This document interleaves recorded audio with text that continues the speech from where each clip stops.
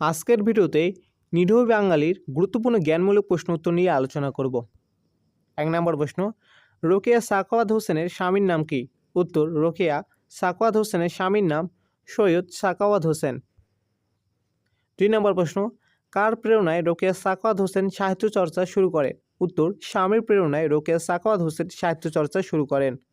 3 নম্বর প্রশ্ন, কার তত্ত্বাবধানে রোকেয়া সাখাওয়াত হোসেন ইংরাজি শেখেন? উত্তর, বড় ভাই ইব্রাহিম সাবেরের তত্ত্বাবধানে রোকেয়া সাখাওয়াত হোসেন ইংরাজি শেখেন।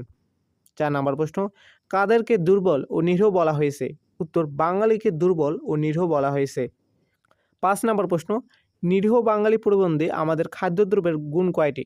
উত্তর, নিরীহ বাঙালি প্রবন্ধে আমাদের খাদ্যদ্রব্যের গুণ 3টি।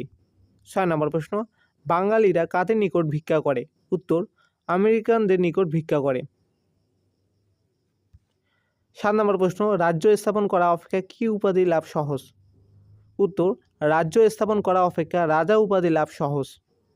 8 নম্বর প্রশ্ন, নিরীহ বাঙালি প্রবন্ধে ধন বৃদ্ধির উপায় কী কী?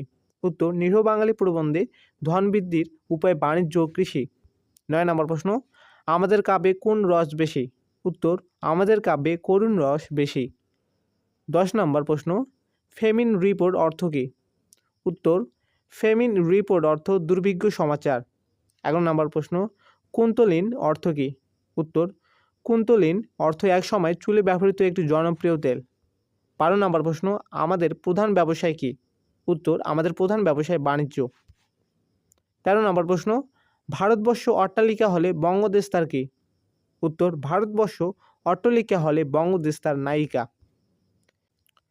14 নম্বর প্রশ্ন, আমরা ধান্য তণ্ডুলের ব্যবসা করি না কেন? উত্তর, আমরা ধান্য তণ্ডুলের ব্যবসায় করি না পরিশ্রম আবশ্যক বলে। 15 নম্বর প্রশ্ন, কবিতার স্রোতে বিনা কারণে কি বেশি হয়? উত্তর, কবিতার স্রোতে বিনা কারণে অশ্রুপ্রবাহ বেশি হয়। 16 নম্বর প্রশ্ন, বাঙালি লালনরা কোন শাড়ি পরে? উত্তর, বাঙালি লালনরা হাওড়ার শাড়ি পরে। 17 নম্বর প্রশ্ন, রোকেয়া সাখাওয়াত হোসেন কত সালে মৃত্যুবরণ করেন? উত্তর, 1932 সালে রোকেয়া সাখাওয়াত হোসেন মৃত্যুবরণ করেন। তো এই ছিল আজকের ভিডিওটি ভালো লাগলে লাইক করবেন। ধন্যবাদ।